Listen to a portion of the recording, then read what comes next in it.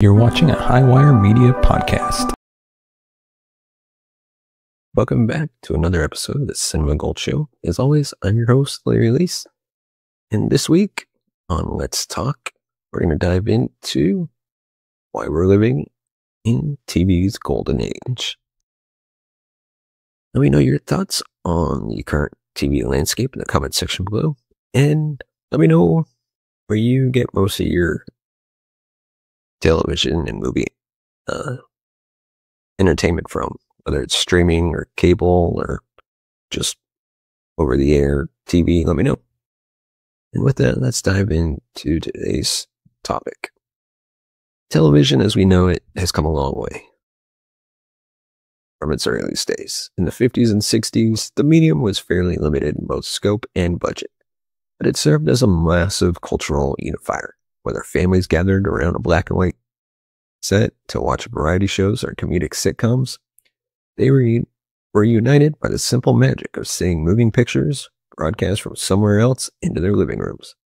But today, we're seeing something far more expansive and arguably more impressive in its ability to captivate, entertain, and provoke thought. Indeed, many critics, fans, and industry experts insist we're living in a new golden age of television.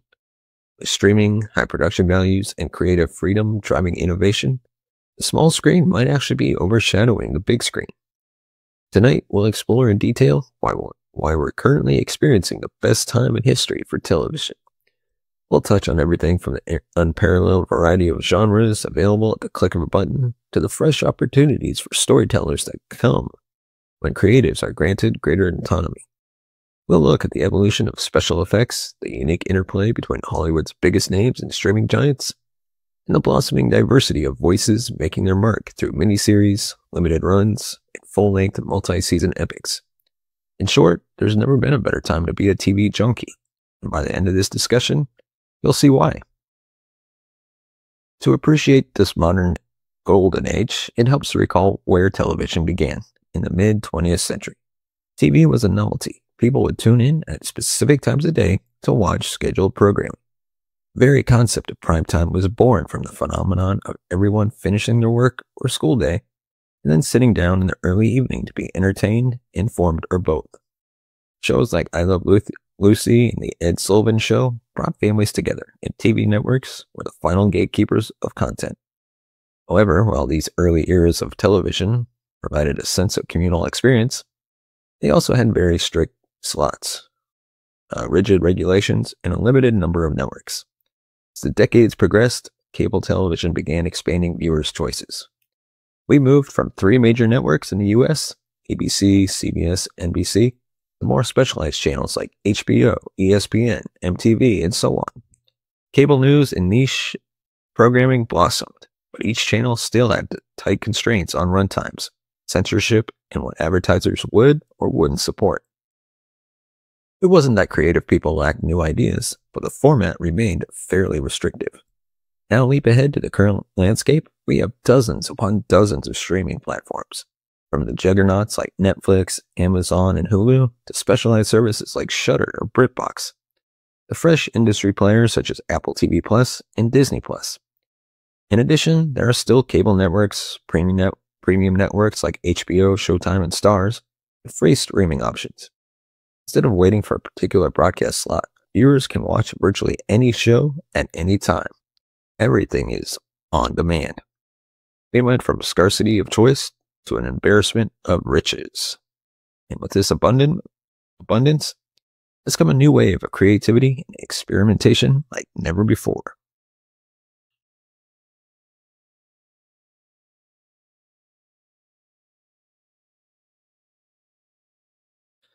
One of the biggest reasons we're living in the best time for television is the sheer variety of content readily available. Only 20 years ago, if you wanted to watch a brand new series from the UK while living in the US, you might have had to find an international DVD, import it, and deal with region codes, or wait for a specialized channel that might air it at an odd hour. Now, all you need is a subscription to the right streaming platform, or sometimes even just a free trial. And you can watch that same British drama in high definition, sometimes even on the same day it airs in its home country. The universal accessibility transforms how we discover and engage with shows. Suddenly, your palette for TV is not restricted by geography. East Asian dramas, European thrillers, African comedies, Australian reality series, these are at our fingertips. The conversation around TV becomes more global. This not only changes how audiences see the world, but it also pushes creators to innovate and up their game. The showrunner in Europe recognizes an appetite for more unconventional stories or sees that viewers respond well to bold visual styles. They can tap into that wave and push boundaries that might not have been considered by networks with historically rigid guidelines. Furthermore, genres are exploding. For every classic crime procedural you might find on network TV, there are a dozen variations of the format being played with by streaming services. Fancy a comedic detective show with a fourth wall breaking protagonist? You'll probably find it. Looking for a gritty post-apocalyptic saga with cinematic levels of production? There's a series for that. Whether you're into sci-fi, fantasy, period dramas, cooking competitions, feel-good shows, a documentary miniseries, you can explore an ever-growing library. Binge watching may be one of the most significant cultural shifts that have accompanied this era of television.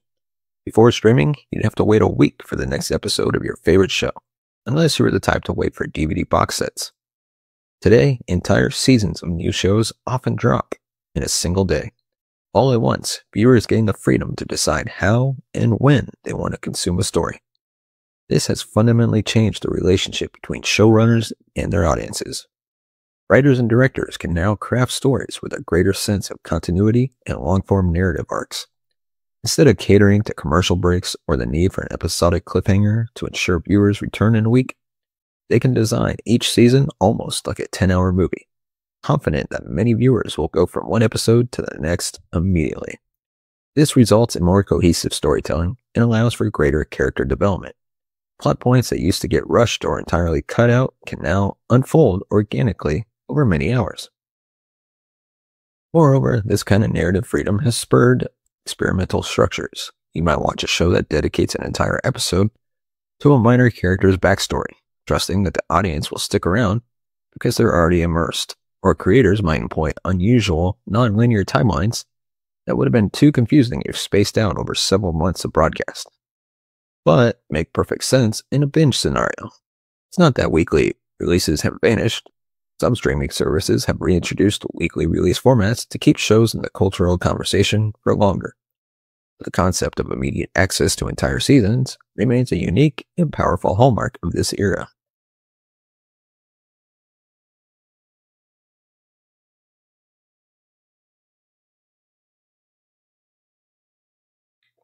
The phrase prestige TV might seem thrown around a lot these days, but it captures a fundamental change. Television is no longer seen as second-class entertainment compared to film. In fact, many actors, directors, and writers who once would have stuck solely to big-screen projects now flock to TV for the creative possibilities it offers. Part of this shift is driven by the reality that TV projects can have budgets that rival or even exceed those of mid-tier films. For example, consider HBO's Game of Thrones. It had a per-episode budget that ballooned well into the millions. Some estimates suggest certain episodes cost more than $15 million each. This kind of money translates to top-notch production design, special effects, large-scale location shoots, and crucially, the ability to attract A-list talent both in front and behind the camera. While it's one of the more extreme examples, it underscores that major networks and streaming giants are not shy about investing big money to create captivating television. This surge in cinematic quality is why the term Golden Age feels more accurate than ever. Instead of corners being cut due to small budgets, we're witnessing a push to elevate television to the same level, if not a higher level, of artistry that's typically associated with Hollywood. Entire sequences are shot on location rather than relying on sets. Elaborate fight choreography is planned. Special effects studios known for blockbuster films are being brought in. We might be watching this content on smaller screens, but the aesthetic, emotional, and narrative depths are akin to feature films. Historically, major networks had to abide by strict censorship guidelines and worry about advertiser sensitivities. This meant Certain themes, language, violence, or sexual content were off limits or heavily toned down. Cable channels offered more latitude, but even they were mindful of sponsor concerns. But with streaming services operating on a subscription model, the rules changed dramatically. Show creators and producers are far less bound by the constraints of traditional broadcasting. Take, for instance, the bold narratives seen in shows like Breaking Bad, Ozark, or The Boys. These series aren't afraid to explore moral ambiguity, graphic violence, or controversial social issues. Freed from the typical content guidelines that come with traditional networks, these stories can unfold in ways that challenge viewers to stay engaged with complex, flawed characters. The result is television that pushes boundaries and resonates more deeply, providing an experience once reserved for niche art house films or edgy cable shows after 10 p.m. Additionally, the freedom of streaming means that creators are no longer forced to produce 22-episode seasons to fill programming schedules. Many streaming platforms, a season might be 8, 10, or 13 episodes, shaped to the story's natural arc. This format empowers writers to own the narrative, cutting out filler content that historically plagued longer network seasons. That focus leads to tighter pacing and more impactful storytelling. Excuse me.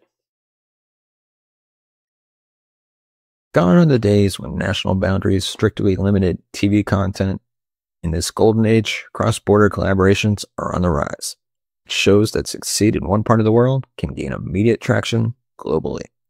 Squid Game, for example, exploded in popularity after premiering on Netflix, becoming a worldwide phenomenon in a matter of weeks. Despite being a Korean language drama with a cast mostly unknown to Western audiences. This phenomenon is a game changer in several ways. First, it allows smaller countries and creative industries to reach audiences far beyond their home markets. Second, it exposes viewers to new storytelling traditions, cultural perspectives, and fresh takes on familiar genres. A crime thriller from Denmark might present a whole different aesthetic and pacing than one from the US, and that difference can be refreshing to viewers who crave new experiences. Finally, this global viewership fosters healthy competition. Creators everywhere know they're on a world stage, which can encourage higher production values and more inventive storytelling. For the audience, the worldwide buffet of television enriches cultural understanding. We can watch Spanish teen dramas, switch over to a Brazilian comedy, finish the evening with a British detective miniseries. It fosters cultural exchange on a scale never before seen. And from a purely commercial standpoint, streaming platforms are highly incentivized to invest in local markets worldwide, bridging creative talents across continents to produce content that resonates locally, but also has a global appeal. Technology hasn't just changed where and when we watch, it's also begun to influence how we watch. Many shows incorporate transmedia elements, extending their universes across social media platforms, VR experiences, and interactive websites. Some have tie-in video games or companion podcasts that encourage deeper engagement with the plot and characters. A good example is the Walking Dead franchise, which spawned multiple spin-offs, a post-show talk segment, Talking Dead, various comic book expansions, and video game adaptations. Fans can immerse themselves in that world and form entire communities of discussion and analysis.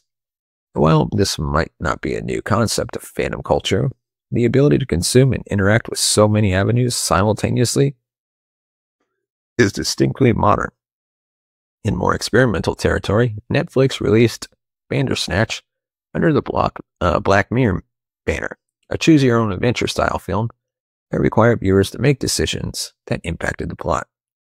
This interactive approach merges the line between gaming and television, suggesting that future projects might adopt more immersive, user-driven storytelling models. The possibilities are vast, and it all ties back to the flexibility that digital platforms afford creators. In previous eras, TV ratings and a few critical reviews from industry magazines or newspapers heavily dictated a show's fate.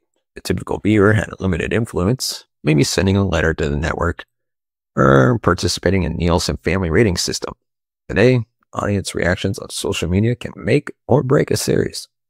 Platforms like Twitter, Reddit, and YouTube allow fans to share theories, live tweet reactions, and even campaign for a show's renewal. Showrunners often pay attention to this conversation, sometimes to a fault, adjusting storylines, character arcs, or marketing strategies based on real-time feedback. This can be a double-edged sword, admittedly.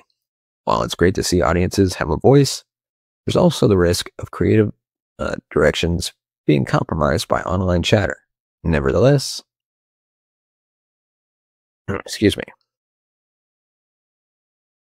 interplay between fans and creators is more dynamic than ever.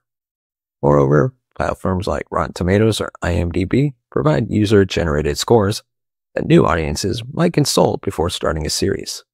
The ease of discovering or recommending shows means the word of mouth spreads faster. A compelling pilot can go viral within a day, boosting the show's profile astronomically. Or conversely, a poorly received finale can sour the reputation of an entire show. This heightened user engagement underscores the democratization of opinion in this era. Everyone has a platform to speak from, no matter how small, and that can shape the broader cultural conversation around television.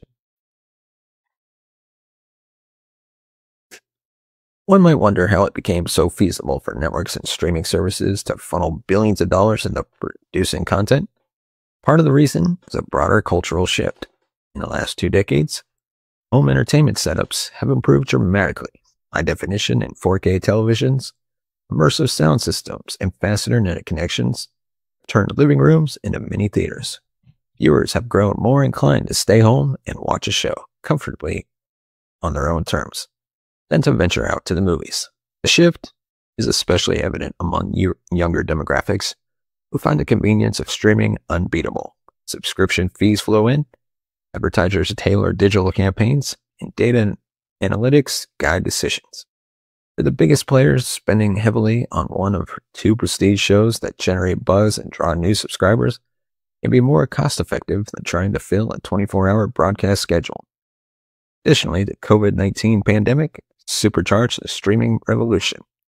With theaters close or operating at limited capacity, many major film releases either got postponed or moved directly to streaming platforms. Viewers increasingly turned to their laptops and TVs for fresh content. While the pandemic era was obviously challenging in countless ways, it further cemented television and streaming as critical mediums for entertainment, pushing the boundaries of creativity and investment even further. To make a robust argument in favor of this golden age, it's fair to acknowledge some criticisms. One common complaint is that with so many shows available, it becomes overwhelming to decide what to watch. Some suggest that peak TV might actually lead to viewer fatigue. There's simply too much content to keep up with. It's entirely possible that some excellent programs don't receive the attention they deserve because they're buried under the sheer volume of new releases each week. There's also the notion that not all streaming platforms are created equal. With each service vying for exclusive content, the market is becoming increasingly fragmented. Viewers might need to subscribe to multiple services to watch all the shows they love, which can feel like a financial burden. Furthermore, when shows fail to meet a platform's internal metrics, sometimes metrics that aren't even made public, they can be unceremoniously canceled, leaving fans with unresolved cliffhangers. Another concern is the risk of algorithm-driven content creation. Platforms like Netflix heavily rely on user data to greenlight shows. While this can lead to tailored content, it might also stifle risk-taking if data suggests a certain type of show won't perform well. Ultimately, these criticisms aren't enough to undermine the overall creative explosion, but they do highlight that this golden age has its share of complications. Even with these valid concerns, the argument for our current era as television's best remains strong. The number of high-quality productions across genres is staggering. Consider the range just within the last few years. Gritty crime dramas like Mindhunter, imaginative comedies like The Good Place, superhero reimaginings like Watchmen, sci-fi epics like The Expanse, historical dramas like The Crown, fantasy spectacles like House of the Dragon, and everything in between. Within each of these genres, we're seeing top-tier writing, acting, and production design. So many shows have sparked cultural conversations that cross generational lines, uniting older viewers who might remember the earliest days of television and younger viewers who grew up during the digital revolution. Audiences can deep dive into behind-the-scenes content, engage in heated online discussions, speculate about where the story might go next. Shows that truly stand out become social events, with fans scheduling watch parties or rewatching entire seasons just to catch hidden details. In concluding, let's reiterate why this is truly a golden age of television. Never before have audiences had so many choices of shows, genres, languages, platforms, and formats. We can watch an 8-episode psychological thriller one day, heartwarming comedy the next, top it off with a sweeping fantasy epic, all without leaving our couches. Creators have never had more freedom to experiment with narrative structures, character complexities, and production design. Budgets rival those of blockbuster films, while stories can be as layered and nuanced as the best literary works. Modern renaissance of television is worth celebrating for how it nurtures creative risk-taking and fosters cultural exchange. Sure, the avalanche of new shows can occasionally feel overwhelming, and the high stakes can lead to quick cancellations if a series doesn't hit the mark. But the overwhelming abundance of talent, technology, and freedom suggests that viewers have never had it better. Television is no longer the little brother of cinema. It has become a robust, multifaceted art form in its own right, capable of capturing the global imagination and deliver stories that resonate deeply with millions, if not billions, of people around the world. So if there was ever a time to cozy up with a bowl of popcorn, grab your favorite streaming device, and lose yourself in an inventive new series, it's now. This golden age may not last forever, but while it does, we have every reason to bask in its brilliance, celebrating the countless writers, directors, actors, and other creatives who make it all possible. Celebrating the technology that puts it all at our fingertips. Whether you're a sci-fi addict, a hopeless romantic, an action junkie, or someone seeking new perspectives and global stories, this is the prime moment to be a television aficionado. So with that, let me know your thoughts in the comment section below. Give us a thumbs up if you like our video. Hit that subscribe button down below. Hit the bell notification button to be notified of future videos. And of course, if you want to support the channel, you can buy us a coffee at buymeacoffee.com/cinemagold. As always, thank you so much for watching and listening. We'll see you next time.